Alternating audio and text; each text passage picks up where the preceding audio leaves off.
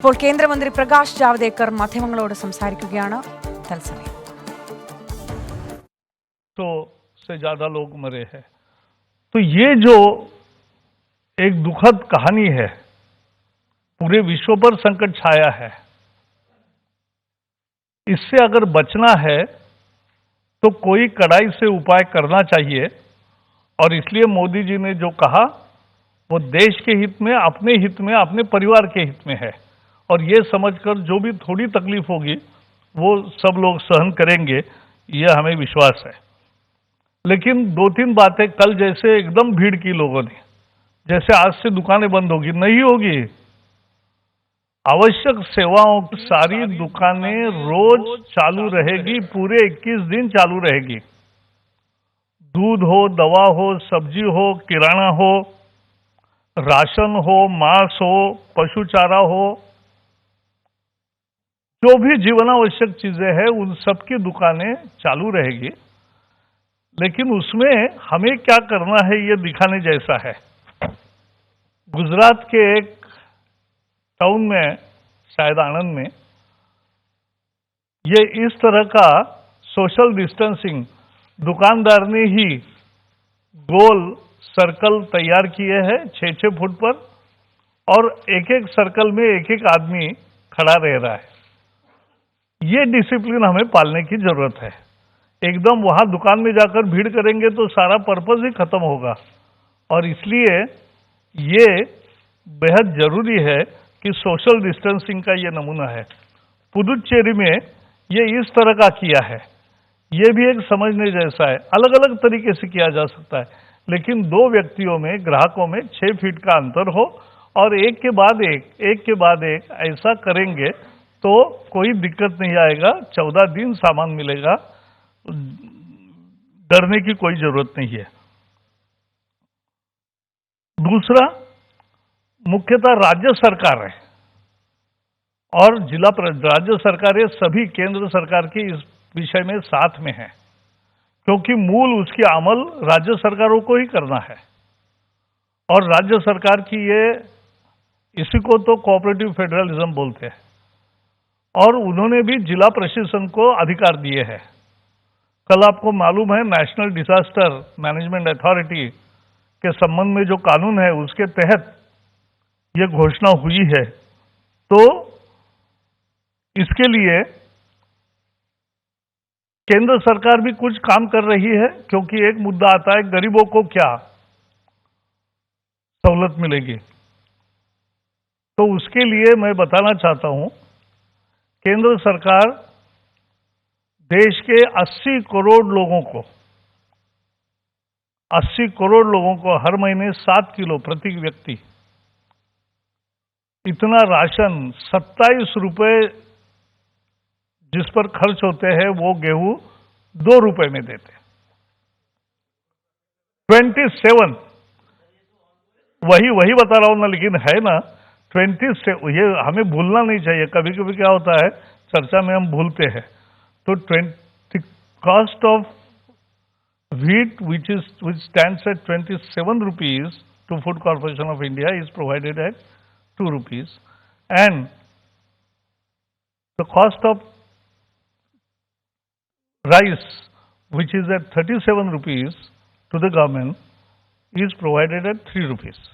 This is to 80 crore people. World's largest, दुनिया की सबसे बड़ी फूड सिक्योरिटी सिस्टम है। इस पर 1,80,000 करोड़ खर्च हो रहे। तो ये स्कीम अब 3 महीने का ज्यादा भी सभी राज्यों को दे रहे हैं। एडवांस में सामान मिलेगा, इसकी व्यवस्था की है। दूसरा, जैसे आपको पता है केंद्र सरकार के सभी नौकरों को तो तनख्वाह मिलेगा ही, लेकिन जो कॉन्ट्रैक्चुअल लेबर्स है उनको भी उसमें तनख्वाह मिलने की कल निर्मला जी ने घोषणा की है। प्राइवेट को, सारे कर्मचारियों को और बाकी सेवा देने वालों को तनख्वाह देने की, जो मिनिमम वेज है वो देने की बात कही है, और रिस्पांस बहुत अच्छा है उसको भी। सिवाय ये केंद्र और राज्य ऐसा अलग अलग नहीं है, सब मिलके कर रहे हैं। और इसलिए राज्य सरकारों ने भी अगुवाई की है, हर राज्य सरकार ने कुछ न कुछ पहल की है। कहीं फ्री अनाज किया, कहीं कुछ किया, तो हर राज्य सरकार भी अपने अपने तरीके से काम कर रही है, इसका भी स्वागत है। और इसलिए गरीबों को नहीं, सबको वस्तुएं मिलेगी, सेवाएं मिलेगी। साथ साथ जो गरीबों के लिए, जो कॉन्ट्रैक्चुअल मजदूर और दिहाड़ी पे काम करने वाले ऐसे लोग जो है, उनके लिए भी व्यवस्था है। और सस्ता अनाज या कहीं कहीं फ्री अनाज भी दिया जा रहा है राज्यों में। एक मेरा मुद्दा निश्चित है कि अफवाहों पर विश्वास न करें, क्योंकि ऐसे समय इतनी अफवाहें फैलती है, इतने विभिन्न फोटो आते हैं, वो इस देश के है कि नहीं ये भी पता नहीं चलता। लेकिन इस तरह से बहुत सारी अफवाहें उठती है, उस पर विश्वास न करें। इसके लिए सही जानकारी के लिए स्वास्थ्य मंत्रालय ने जो उनका डैशबोर्ड है mohfw.gov.in वो शुरू किया है। ऑलरेडी अच्छा चल रहा है, सारी जानकारी लेटेस्ट हर घंटे की जानकारी मिलती है, और आपके कुछ सवाल होंगे तो उसका भी जवाब मिलता है। अभी हर राज्य को कहा है कि हर जिले में हेल्पलाइन शुरू करें। बहुत राज्यों के हेल्पलाइन शुरू भी हो गए हैं, और गृह मंत्रालय भी अपना एक खास हेल्प नंबर आज घोषित करने वाली है। तो मेरा मूल मुद्दा इतना ही है कि एक सकारात्मक पहल, एक सकारात्मक सहभाग जनता का मिल रहा है। आज कैबिनेट में 4-5-6 निर्णय हुए हैं, वो भी संक्षेप में बताऊं। पहले तो रीजनल रूरल बैंक्स, अनेक सालों पहले जो नेशनलाइज्ड बैंक के आधिपत्य में ही रीजनल रूरल बैंक्स बने ग्रामीण सेवा के लिए, उनमें capital adequacy ratio, capital to risk जो 9% चाहिए, उसको मेंटेन करने के लिए 1340 करोड़ रुपए की योजना बनाई है, जिसमें केंद्र सरकार 670 करोड़ देगी और 670 करोड़ रुपए विभिन्न बैंक जो उन आरआरबीज को देखती है वो करेंगे।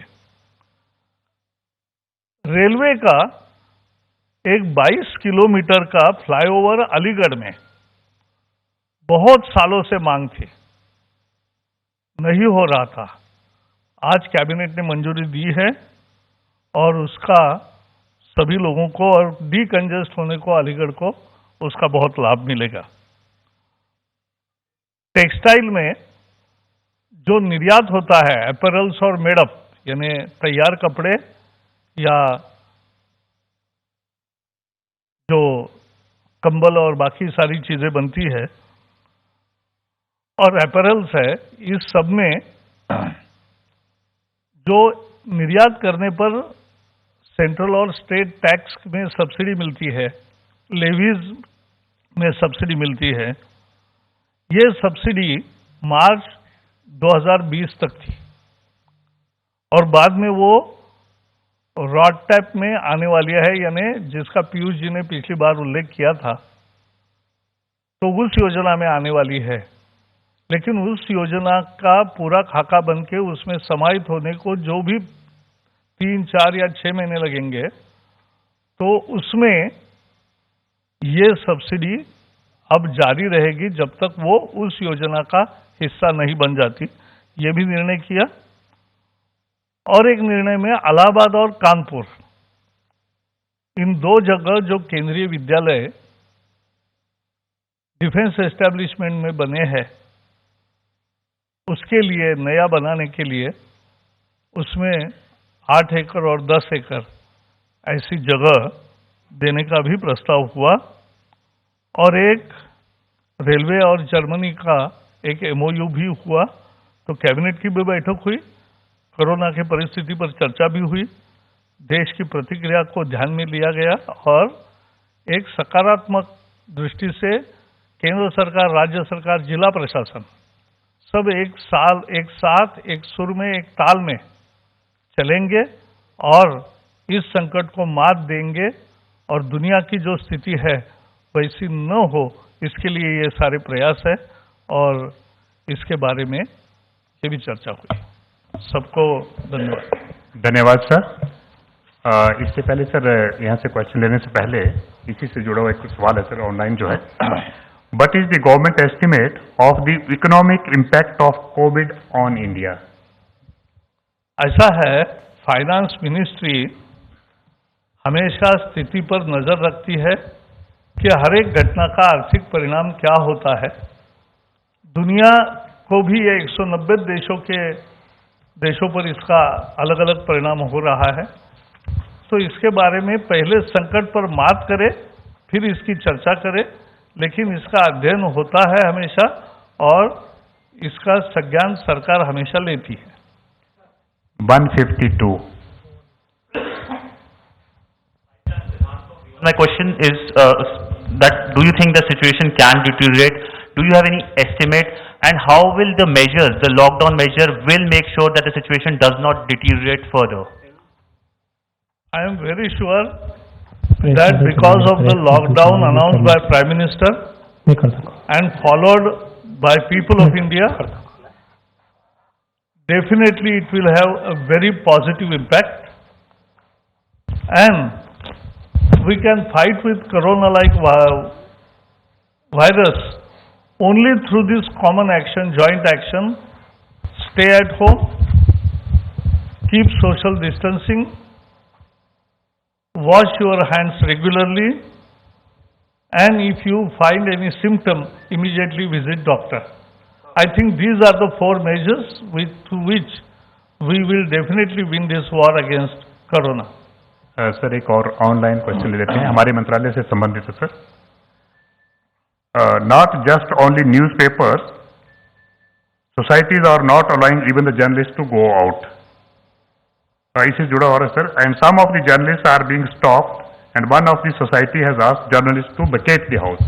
नहीं, ये बहुत ही जर्नलिस्ट को या डॉक्टर को जो आज समाज की सेवा कर रहे हैं, जो पत्रकार और जो डॉक्टर और मेडिकल स्टाफ जो आज कोरोना वायरस की सारी जानकारी लोगों तक पहुंचाना और कोरोना पर उपाय करना, ऐसे पवित्र काम में जुड़े हैं, उसी के लिए तो 130 करोड़ लोगों ने तालियां बजाई 22 तारीख को 5 बजे, उनको सलाम किया। और ऐसे में उनके बारे में कुछ जगह इस तरह के जो उदाहरण हो रहे हैं उसकी जानकारी दे दे, लेकिन ये बिल्कुल ठीक नहीं है। समाज को समझना चाहिए, हर एक व्यक्ति को अपना खुद का संभालना चाहिए, सोशल डिस्टेंसिंग और घर में रहकर, और वो करे तो ऐसे कटु प्रसंग नहीं आएंगे। Number 9 From Mint newspaper.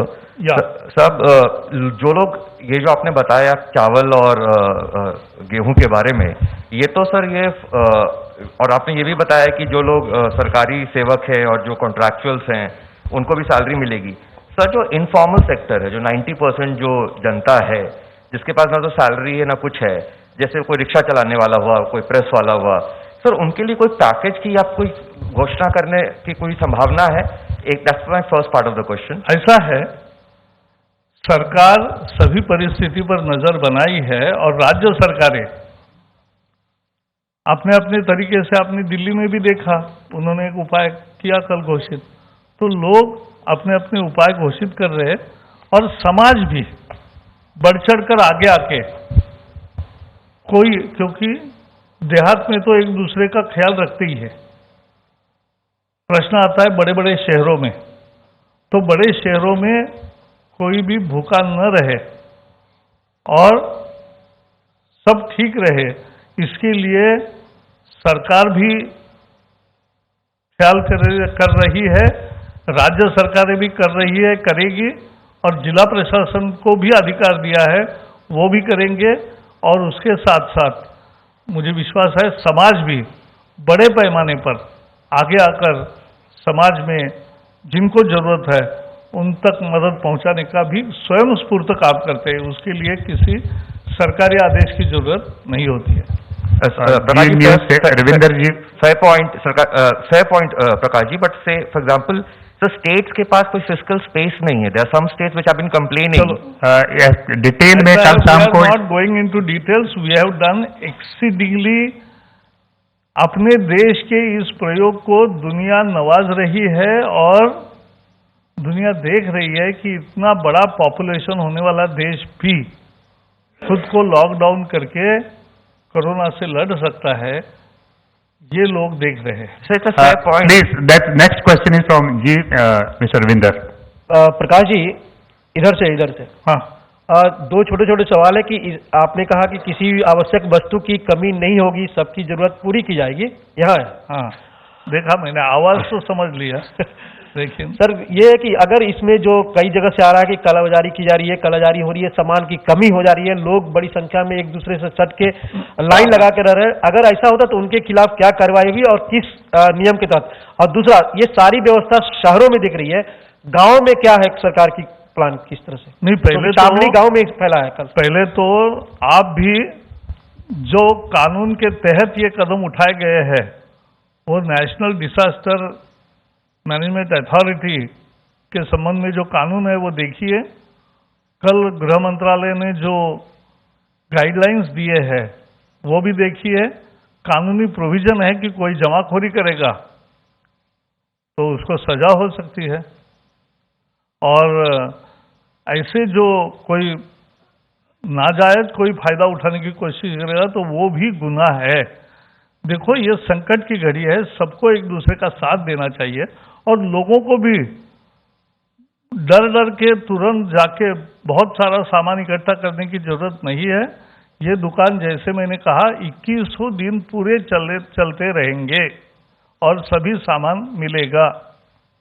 Number 25, गांव में भी पूरा राशन और बाकी व्यवस्था ये ऐसी ही है। वहाँ भीड़ और बाकी जो होता है शहरों में ज़्यादा भीड़, वो वहाँ नहीं होती है। वहाँ लोग ऑलरेडी सोशल डिस्टेंसिंग का पालन करते ही है।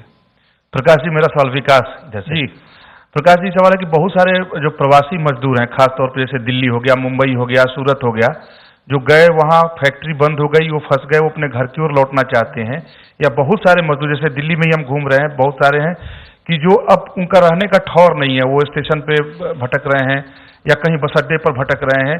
कोई व्यवस्था नहीं, क्या सरकार उन लोगों को निकालने के लिए कोई व्यवस्था करेगी? नहीं, पहले तो ऐसा है, जैसे मैंने कहा, सरकार की स्थिति पर नजर है, लेकिन हमें समझना चाहिए कि वो यहाँ काम करते थे तो कहीं रहते भी थे। तो अभी सरकार की सलाह ये है कि जहाँ है वहाँ रहो 21 दिन के लिए, और क्योंकि वहाँ जाके वहाँ क्या परिणाम होगा वो भी एक अलग मुद्दा होता है। नंबर 16, तो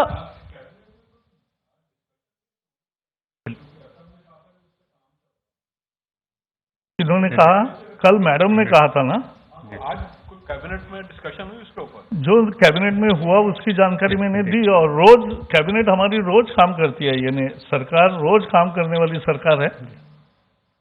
या number 1, Sir, calling me from India today, I have two questions. Yeah. One is, did the Prime Minister have any specific words about the situation to his cabinet colleagues after the announcement of the lockdown last evening?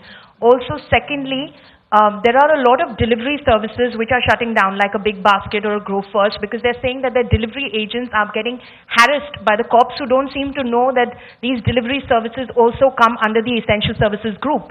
ऐसा है, इसलिए ऐसी जो भी दिक्कतें होगी तो इस कानून का मूल गृह विभाग का, होम मिनिस्ट्री का है, तो वहाँ भी आपको स्पेस मिलेगी, और जिले जिले में बताना है, क्योंकि सभी जिले में ऐसा नहीं हो रहा है। बहुत जगह डिलीवरी बॉयज व्यवस्थित रूप से पहुंच रहे हैं। न्यूज़ में क्या होता है, जहां नहीं हो रहा है उसकी न्यूज़ आती है, लेकिन इसलिए पूरे 700 जिले में ऐसा हो रहा है, ऐसा सच नहीं है। एंड प्राइम मिनिस्टर से पूरा देश प्रेरणा लेता है, कैबिनेट के सारे सदस्य भी प्रेरणा लेते हैं, क्योंकि जिस दृष्टि से वो काम कर रहे हैं और जिस व्यापक विचार करते हैं उनका मार्गदर्शन हमेशा ही प्रेरणादायी रहता है। Sir, next question, Krishan Kaushik from Indian Express. चलो, इनका sir, is there any proposal to defer EMI payments for business? Will the government help private business? Lockdown പ്രഖ്യാപിച്ച ശേഷം രാജ്യത്ത് ആളുകൾക്കിടയിൽ നിലനിൽക്കുന്ന ആശങ്ക സംബന്ധിച്ച് കൂടുതൽ കാര്യങ്ങളിൽ ഇടപെടുകയും വ്യക്തത വരുത്തുകയും ചെയ്യുകയായിരുന്നു ഇപ്പോൾ കേന്ദ്രമന്ത്രി പ്രകാശ് ജാവ്ദേക്കർ. 80 കോടി ജനങ്ങൾക്ക് ഭക്ഷ്യധാന്യം നൽകുന്നതടക്കമുള്ള നടപടി, 2 രൂപയ്ക്ക് ഗോതമ്പ്, 3 രൂപയ്ക്ക് അരി എന്നിവ. ഒപ്പം സാമൂഹിക അകലം പാലിക്കേണ്ടതിന്റെ പ്രാധാന്യം ഒരിക്കൽ കൂടി ഓർമ്മിപ്പിക്കുന്നു അദ്ദേഹം. വിശദാംശങ്ങളുമായി ആർ രാധാകൃഷ്ണൻ ചേരുന്നുണ്ട് ഡൽഹിയിൽ നിന്നും. രാധാകൃഷ്ണൻ, ഇന്നലെ രാത്രിയാണ് ഈ ലോക്ക്ഡൌൺ പ്രഖ്യാപിച്ചത്. പിന്നീട് കണ്ടത് ആളുകൾ വളരെ പരിഭ്രാന്തരായി സാധനങ്ങൾ വാങ്ങിക്കൂട്ടുകയും അത് കേരളത്തിലും ലോക്ക്ഡൌൺ വന്ന അന്ന് കണ്ട ഒരു കാഴ്ചയാണ്. ഇപ്പോൾ കൂടുതൽ സൗകര്യങ്ങൾ ഏർപ്പെടുത്തുകയാണ് കേന്ദ്ര സർക്കാർ. 2 രൂപയ്ക്ക് ഗോതമ്പ്, 3 രൂപയ്ക്ക് അരി, ഇതടക്കം സുപ്രധാനമായ എന്തൊക്കെ പ്രഖ്യാപനങ്ങളാണ് ഈ പ്രതിസന്ധി മറികടക്കാനായി പ്രഖ്യാപിച്ചിട്ടുള്ളത് ഇപ്പോൾ? തീർച്ചയായിട്ടും ഏറ്റവും പ്രധാനമായി അദ്ദേഹം സൂചിപ്പിക്കുന്നത് ഈ ഒരു സാഹചര്യത്തെ സംബന്ധിച്ചിട്ടുള്ള വ്യക്തത വരുത്താൻ തീരുമാനിച്ചു എന്നതാണ്. ഇതിൽ ഏറ്റവും പ്രധാനമായും സർക്കാരിനെ സംബന്ധിച്ച് സർക്കാരിന് മുന്നിൽ മറ്റു മാർഗങ്ങളൊന്നും ഉണ്ടായിരുന്നില്ല. അതുകൊണ്ട് തന്നെയാണ് ഈ സാഹചര്യം വിലയിരുത്തിയതിനു ശേഷം ഒരു കംപ്ലീറ്റ് ഷട്ട് ഡൗൺ എന്ന ഒരു നിർദ്ദേശത്തിലേക്ക് പോയതെന്നാണ് അദ്ദേഹം പ്രധാനമായും പറയുന്നത്. ഇതിന്റെ അടിസ്ഥാനത്തിൽ എന്തൊക്കെ നടപടികൾ സ്വീകരിക്കണം എന്നതിനെ സംബന്ധിച്ചിട്ടുള്ള മന്ത്രിസഭയുടെ ഒരു നിർദ്ദേശവും അദ്ദേഹം വായിച്ചു. ജനങ്ങൾ ഒരു തരത്തിലും ഭീതിതമാകേണ്ട ഒരു സാഹചര്യം നിലവിലില്ല. എല്ലാ വിധത്തിലുള്ള സൗകര്യങ്ങളും സാധന സാമഗ്രികളും രാജ്യത്തുണ്ട് എന്ന് അദ്ദേഹം വ്യക്തമാക്കി. ഏതെങ്കിലും വിധത്തിൽ ഇതിനെതിരെ നടക്കുന്ന പ്രചരണങ്ങൾ അവാസ്തവമാണ്. അതുകൊണ്ട് ആ പ്രചരണങ്ങൾക്കെതിരെ കരുതിയിരിക്കണം എന്നാണ് അദ്ദേഹം വ്യക്തമാക്കിയിരിക്കുന്നത്.